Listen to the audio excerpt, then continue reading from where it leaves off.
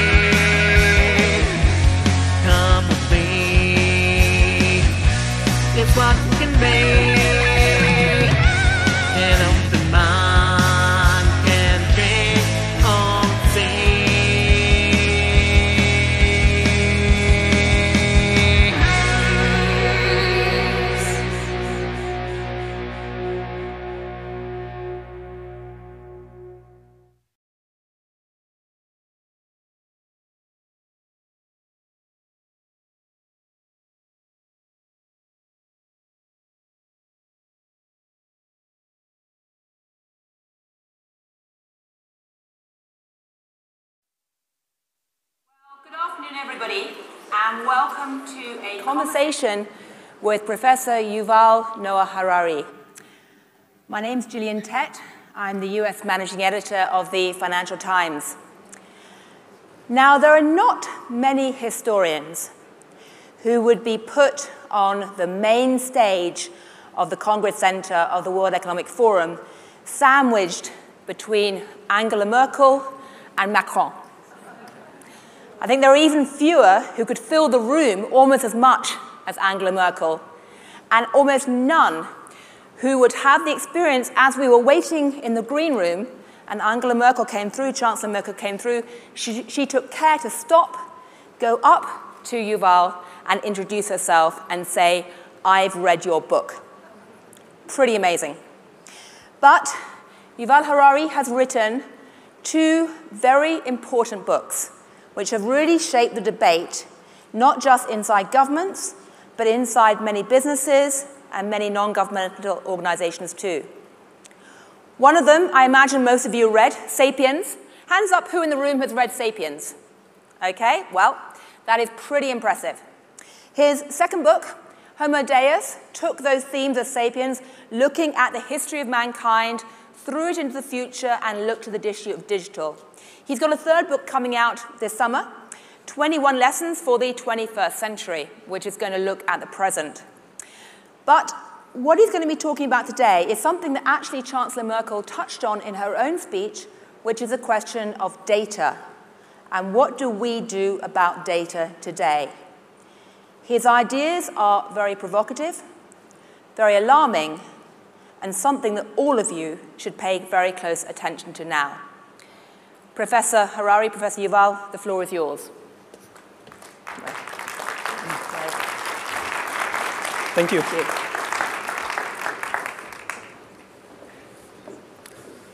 So, hello everybody. Let me just have 1 minute to get friends with this computer and make sure everything is okay. And can I have a bit more light on the audience so I can see the faces and not just speak to a darkness? Thank you.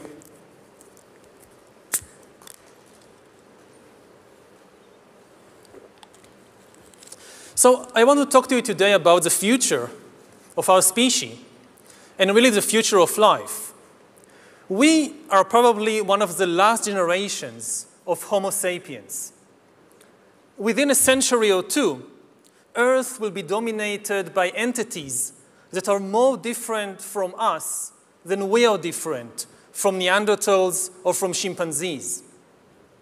Because in the coming generations, we will learn how to engineer bodies and brains and minds.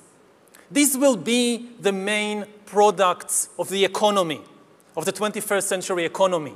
Not textiles and vehicles and weapons, but bodies and brains and minds. Now, how exactly will the future masters of the planet look like? This will be decided by the people who own the data.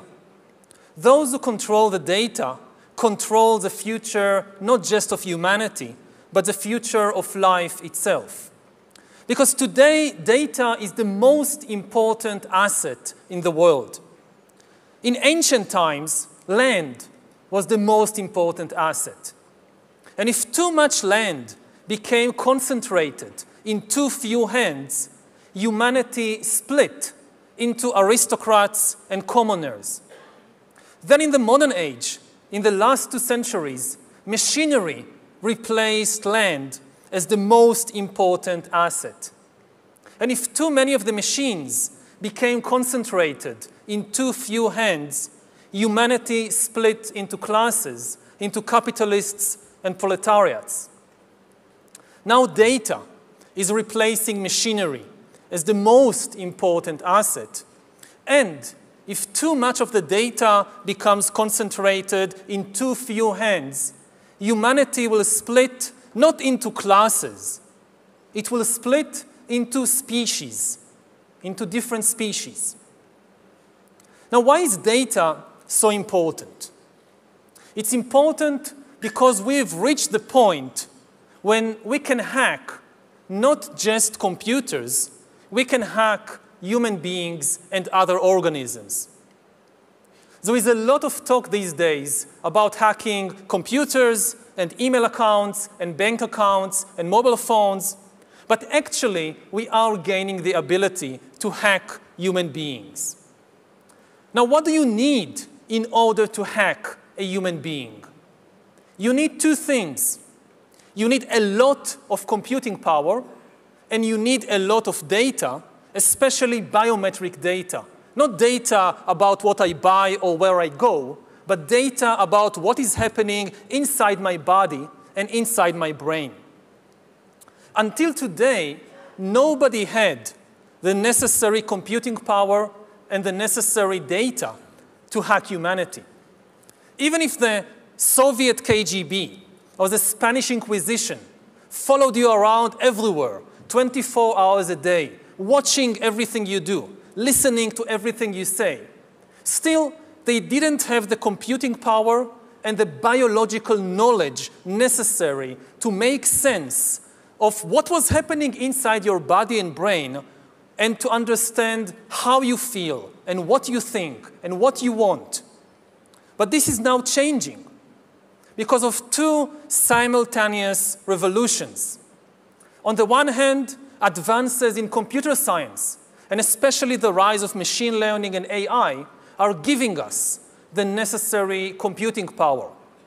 And at the same time, advances in biology, and especially in brain science, are giving us the necessary understanding, biological understanding. You can really summarize 150 years of biological research since Charles Darwin in 3 words. Organisms are algorithms. This is the big insight of the modern life sciences, that organisms, whether viruses or bananas or humans, they are really just biochemical algorithms. And we are learning how to decipher these algorithms. Now, when the two revolutions merge, when the infotech revolution merges with the biotech revolution, what you get is the ability to hack human beings. And maybe the most important invention for the merger of infotech and biotech is the biometric sensor that translates biochemical processes in the body and the brain into electronic signals that a computer can store and analyze. And once you have enough such biometric information and enough computing power, you can create algorithms that know me better than I know myself. And humans really don't know themselves very well. This is why algorithms have a real chance of getting to know ourselves better. We don't really know ourselves. To give an example, when I was 21, I finally realized that I was gay after living for several years in denial. And this is not exceptional. A lot of gay men live in denial for many years. They don't know something very important about themselves. Now imagine the situation in 10 or 20 years when an algorithm can tell any teenager exactly where he or she is on the gay-straight spectrum, and even how malleable this position is. The algorithm tracks your eye movements, your blood pressure, your brain activity, and tells you who you are. Now, maybe you personally wouldn't like to make use of such an algorithm. But maybe you find yourself in some boring birthday party of somebody from your class at school, and one of your friends has this wonderful idea that I've just heard about this cool new algorithm that tells you your sexual orientation, and wouldn't it be a lot of fun if everybody just takes turns testing themselves on this algorithm as everybody else is watching and commenting? What would you do? Would you just walk away? And even if you walk away, and even if you keep hiding from your classmates or from yourself, you will not be able to hide from Amazon and Alibaba and the secret police. As you surf the internet, as you watch videos or check your social feed, the algorithms will be monitoring your eye movements, your blood pressure, your brain activity, and they will know. They could tell Coca-Cola that if you want to sell this person some fuzzy, sugary drink, don't use the advertisement with the shirtless girl. Use the advertisement with the shirtless guy. You wouldn't even know that this was happening, but they will know, and this information will be worth billions. Once we have algorithms that can understand me better than I understand myself, they could predict my desires, manipulate my emotions, and even take decisions on my behalf. And if we are not careful, the outcome might be the rise of digital dictatorships. In the 20th century, democracy generally outperformed dictatorship because democracy was better at processing data and making decisions. We are used to thinking about democracy and dictatorship in ethical or political terms. But actually, these are two different methods to process information. Democracy processes information in a distributed way. It distributes the information and the power to make decisions between many institutions and individuals. Dictatorship, on the other hand, concentrates all the information and power in one place. Now, given the technological conditions of the 20th century, distributed data processing worked better than centralized data processing, which is one of the main reasons why democracy outperformed dictatorship and why, for example, the US economy outperformed the Soviet economy. But this is true only under the unique technological conditions of the 20th century. In the 21st century, new technological revolutions, especially AI and machine learning, might swing the pendulum in the opposite direction. They might make centralized data processing far more efficient than distributed data processing. And if democracy cannot adapt to these new conditions, then humans will come to live under the rule of digital dictatorships. And already at present, we are seeing the formation of more and more sophisticated surveillance regimes throughout the world, not just by authoritarian regimes, but also by democratic governments. The US, for example, is building a global surveillance system, while my home country of Israel is trying to build a total surveillance regime in the West Bank. But control of data might enable human elites to do something even more radical than just build digital dictatorships. By hacking organisms, elites may gain the power to re-engineer the future of life itself. Because once you can hack something, you can usually also engineer it. And if indeed we succeed in hacking and engineering life, this will be not just the greatest revolution in the history of humanity. This will be the greatest revolution in biology since the very beginning of life 4 billion years ago. For 4 billion years, nothing fundamental changed in the basic rules of the game of life. All of life, for 4 billion years, dinosaurs, amoebas, tomatoes, humans, all of life was subject to the laws of natural selection and to the laws of organic biochemistry. But this is now about to change. Science is replacing evolution by natural selection with evolution by intelligent design. Not the intelligent design of some god above the clouds, but our intelligent design and the intelligent design of our clouds, the IBM cloud, the Microsoft cloud. These are the new driving forces of evolution. And at the same time, science may enable life after being confined for 4 billion years to the limited realm of organic compounds, science may enable life to break out into the inorganic realm. So after 4 billion years of organic life shaped by natural selection, we are entering the era of inorganic life shaped by intelligent design. This is why the ownership of data is so important. If we don't regulate it, a tiny elite may come to control not just the future of human societies, but the shape of life forms in the future.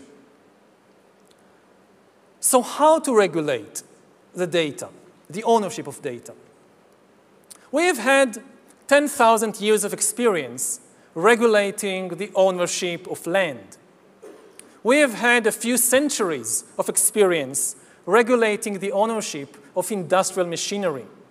But we don't have much experience in regulating the ownership of data, which is inherently far more difficult because unlike land and unlike machinery, data is everywhere and nowhere at the same time.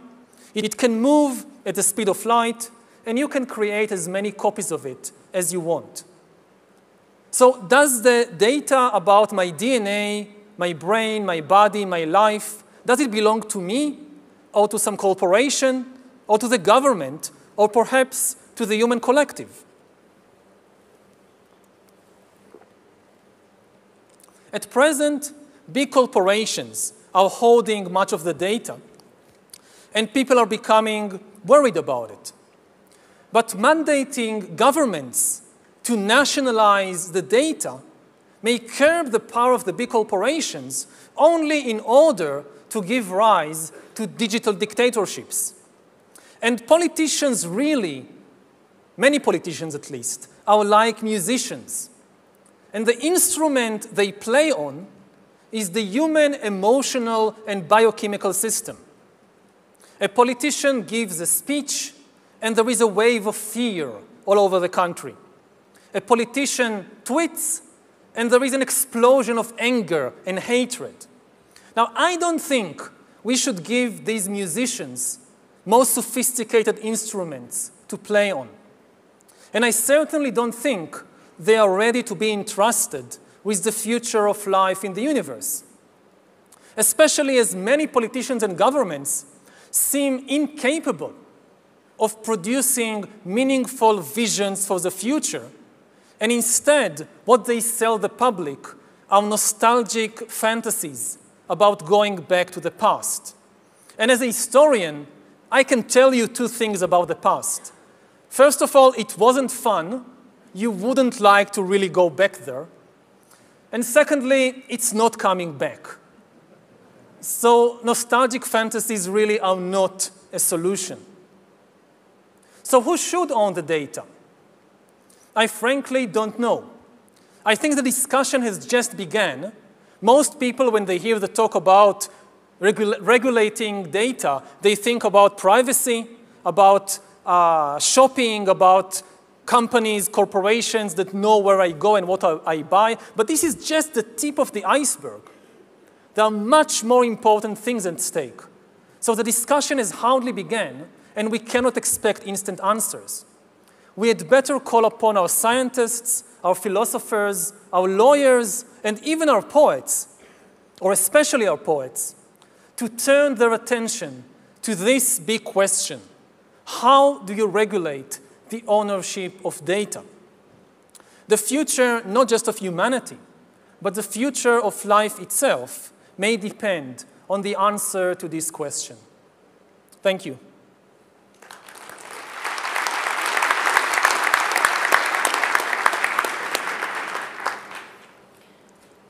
Well, thank you, Professor Harari, for an absolutely brilliant, thought-provoking, and it must be said, somewhat challenging and depressing talk. I must say, I'm quite starstruck sitting here, listening to that stream of ideas. And I'd like to start with a very simple question, which is this. You paint this picture of a future that's quite scary. How soon do you expect that future to be here? Are we talking about 2 years, 20 years, 200 years? I mean, how soon could we be dealing with digital dictatorships? I think that the time scale is decades. I mean, in 200 years, I guess there won't be any sapiens left. There'll be something completely different. 2 years, it's far too soon. So we're talking about a few decades. Nobody knows exactly how many. Right. Now, you're unusual because you actually stood up on that stage and you said, I don't know what the answer is. Okay, that's not something you hear a lot at the World Economic Forum. It's admirably humble. But I'm curious, as you look around the world today, do you see any countries or any groups of people or any academic groups that seem to be having a sensible debate about this? Do you see any reason for encouragement at all? Well, I think the world is divided into a very, very small group of people and institutions who understand what is happening and what is at stake, and the vast majority, not just of ordinary people, but even of politicians and business people who are not really, yes, they hear about data, data protection, there are cyber attacks, somebody might steal my identity or my bank account details, but that, as I said, it's just the tip of the iceberg. I think that my guess, I don't know, but I guess that some of the big corporations, like Google, like Facebook, the usual suspects, they understand what is at stake. I also think that some governments, especially the Chinese government, I think they understand what is at stake. I think certainly most humans have no idea. Right. Again, the thing is, just to make it clear, it's the biometric data is the key. When people think about data, they mostly think about where I go, what I buy. When they think about hacking, they think about computers. They talk about AI, about machine learning. They forget the other side of the equation, which is the life sciences, the brain sciences. The brain sciences are giving us access to here. This is what we really tried, what somebody is really trying to hack is this, not this. Right. I mean, China is interesting because I remember sitting at a table a few years ago in Davos with a senior Chinese official and we were arguing about democracy, and he said, well, you in the West have democracy, we have social media. And the point was that Chinese government is using social media to not just monitor its citizens, but also act as a weather vane to gather information about what's happening in terms of public sentiment and ensure that they stay 1 inch ahead of that to stop any explosions. Do you see China as a place where this type of digital dictatorship is most likely to emerge? Well, I don't know. As I said, as I gave examples, you have cases in the West. And I know maybe best about my own country, that Israel is building a real total surveillance regime in the West Bank, which is something we haven't seen anywhere, almost anywhere in history before, of really trying to follow every place, every individual. And we still haven't crossed the critical watershed of the biometric sensor. Whether it's in the US, in Israel, in China, it's still social media. It's still my mobile phone. It's still where I go, what use I make of my credit card. We still don't really have the technology to go inside, but we are maybe 5 years, 10 years away from having the technology. So maybe to give an extreme example, let's say you live in North Korea, and you have to wear this bracelet, which constantly monitors what is happening inside your body. And you walk into a room, and you see the picture of the dear leader on the wall, and the bracelet can know what is happening to your brain, to your blood pressure, as you see this picture. So this really what is meant by a digital dictatorship. I mean, it makes 1984 sound positively... Child's play. Child's play, yeah. Exactly. You say you don't know what to do about this, but imagine for a moment that you were dictator, be that digital or not. What would you do right now to help humanity deal with this? Would you like to just throw away all of those biometric devices? No, it's absolutely impossible to go back, especially in terms of technology and science. Even if one country or an entire continent is freaked out by the possibilities, and they say, we stop all research in this field, you can't force other countries to do the same. and then you have your own, you have a race to the bottom, unless you have some global agreement on how to deal with this, then no country would like to stay behind in the race. So do you want the scientists to take control? Do you want the United Nations? Do you think the United Nations is capable? As I said, the World Economic Forum? Could all the people here take control of this, do you think? The discussion has just begun. I don't think we should panic. We should just, first of all, be aware that this is what we are facing. And there are many possibilities, also technological possibilities. How, for example, when we talk about regulating ownership of land, we have a very clear picture what it means. Okay, you have a plot, you have a field, you build a fence around, you have a gate, you stand at the gate, and you say, okay, you can come in, you can't. This is my field. Now, what does it mean in terms of the data about my DNA or what's happening in my brain? What's the analogy of the fence and the gate? We just don't understand. So I think we are in an analogous position to where we were with the Industrial Revolution 200 years ago. And you just need time. When you start a discussion, I know this from class, from university, you start a discussion and somebody raises the hand and says, okay, but what should I write in the test?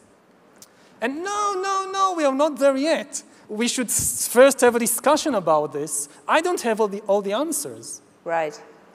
One thing I find fascinating in your description of the digital economy is that it actually involves a picture of society which is not quite the picture that normal economists have.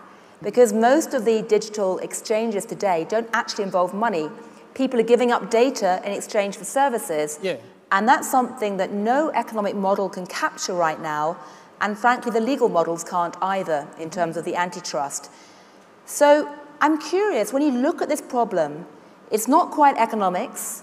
It's certainly not just computer science. It's not really any particular discipline. Do you think this means that universities need to rethink how they categorize academics? Who is going to take this overarching view to try and talk about these issues? And I have to say, I'm trained as an anthropologist, so I'd love to say the anthropologists, but I'm not waiting on them either. No, hopefully everybody. I think that today, if you're a computer scientist, you also need to be, to some extent, a philosopher and an anthropologist. It's now part of the business. And I think maybe, again, to try and focus it, you talked about different exchanges in the world. Maybe the most important exchange in this respect will be in healthcare. The big battle over what we today call privacy will be between privacy and health. Do you give access to what is happening inside your body and brain in exchange for far better healthcare? And my guess is that health will win, hands down. People will give up their privacy in exchange for healthcare, and maybe in many places they won't have a choice. They won't even get insurance if they are unwilling to give access to what is happening inside their bodies. Right. So another big exchange that will not involve money, but still be very, very important. Last quick question, then we must wrap, sadly. When it was all about land control, the elites essentially had feudalism. We called it feudalism in history. Mm-hmm. When it was all about the industrial machines, we had capitalism and Marxism. Have you thought of a word to describe this new world of dataism? Yeah, I tried dataism, but I don't know. Words have their own life.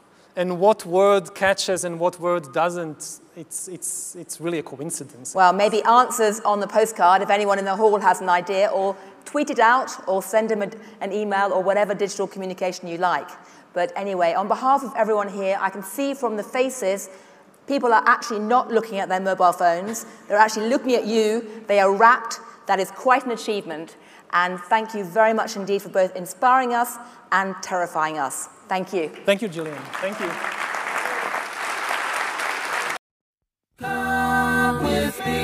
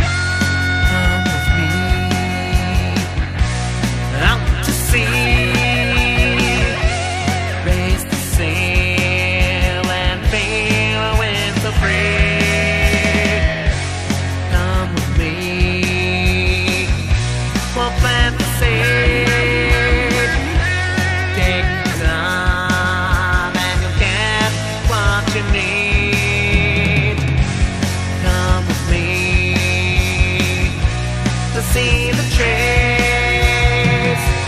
Pick the fruit and taste history. Come with me, it's what can make